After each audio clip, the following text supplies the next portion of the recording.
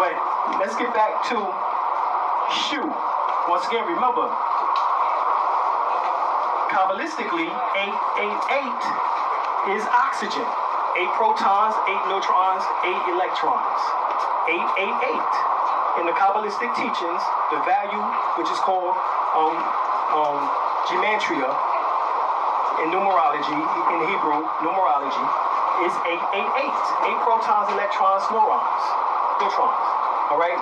So, what that means is that oxygen, which is the word Jesus Christ in Kabbalistic teachings, is nothing more than SHU, which is light-filled air. Now, guess what this air does? This air has 2 components. You have sin,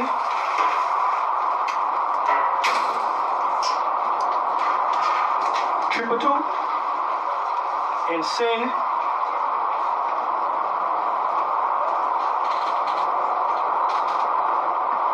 trifugal.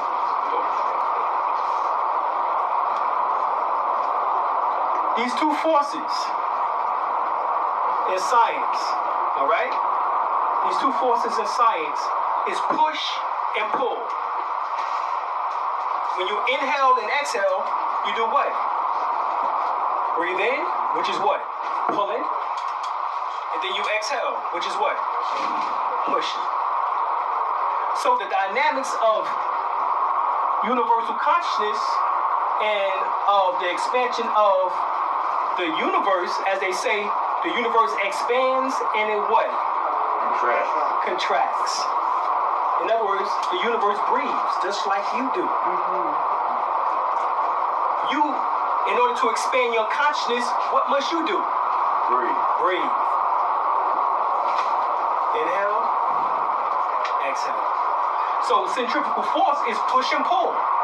These 2 dynamics hold your physical body together. It composes your physical anatomy. Without the breath, you do what? Decompose. Breath, compose. Death, decompose. Breath, compose. Death, decompose. So the breath is what composes and holds your physical anatomy together. All 76 trillion cells in your body is held together by the breath. This is why Jesus is so important. So when Christians say, oh, Jesus woke me up this morning, he sure did. Because Jesus is the breath of life. This is why he's called, within John, the Word made flesh. Remember, the Word was God, the Word was with God. What's all that about? What's the Word? In order for me to speak, what must I do? Breathe. I can't speak without breathing. Okay? Because when I speak, I'm doing what? Exhaling. Then I breathe in again to do some more what? Exhaling. You get this? So, see, I love breaking this stuff down because this is stuff that has not been broken down in any religion by any man on the planet right now. As far as making it this simple so that y'all can understand what's really going on with your physical anatomy. This is the highest sciences on the planet that I'm teaching you. It's the breath. Why do you think the Buddhists, the Tibetans, the yogi masters, all of them have a science or some type of breathing apparatus or some type of breathing system or method?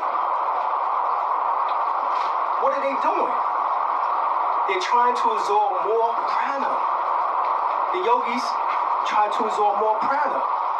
The Tibetan Taoists and Buddhist monks are trying to absorb more chi or ki. Everyone understands this except for us, who we are melanated rich. And we are the original people on the planet. So we understood these concepts much earlier than most people.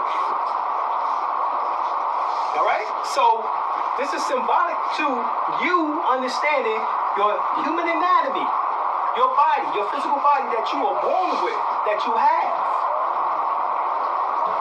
Okay?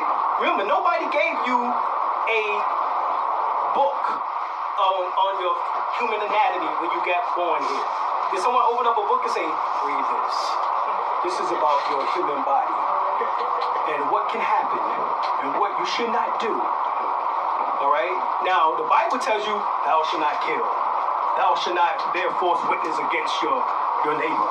Thou shalt, it tells you all of that stuff, so that's morality, but it ain't got nothing to do, per se, with understanding your human anatomy.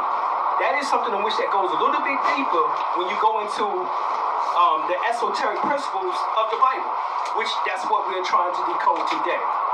All right, so y'all can get a clearer understanding, understanding of who you actually are on this planet Earth. All right, and guess what? Based on Newton's law, which is actually Newton's 101, energy cannot be destroyed. It is simply what? Transformed. So the breath, when it leaves or escapes the physical body, it doesn't die. But that's what leaves the body. You want to know proof? You want proof? Well, look at a human being who's living, they're breathing. Look at the dead person, they're not. That's the difference.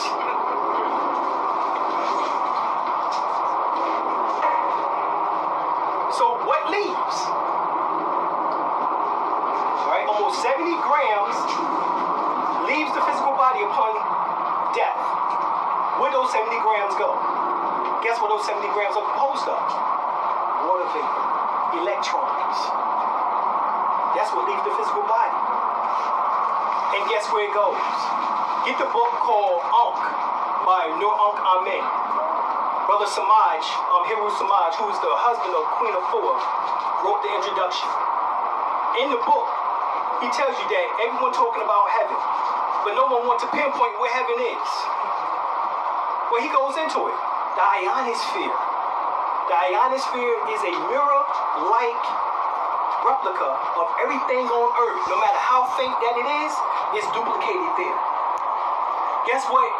Scientists have found out about the electron. They said the electron makes a rotation of 360 degrees that they can see through a powerful microscope, and it disappears. And it makes another 360 degrees somewhere else, which they don't know what happens. And then it comes back and makes another 360 degrees visibly, and it makes another 360 degrees invisibly.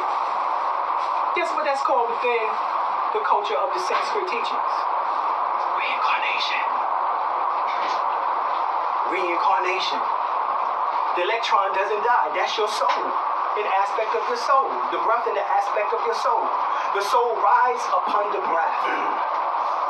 The Ba, soul. The Ka, spirit. The Aku, glorified light body.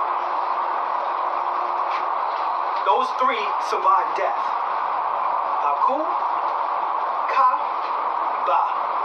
Kaaba. Oh! The real Kaaba. Your 6th and 7th chakra is the real Kaaba. Not going over to Saudi Arabia and running around the Kaaba. Okay.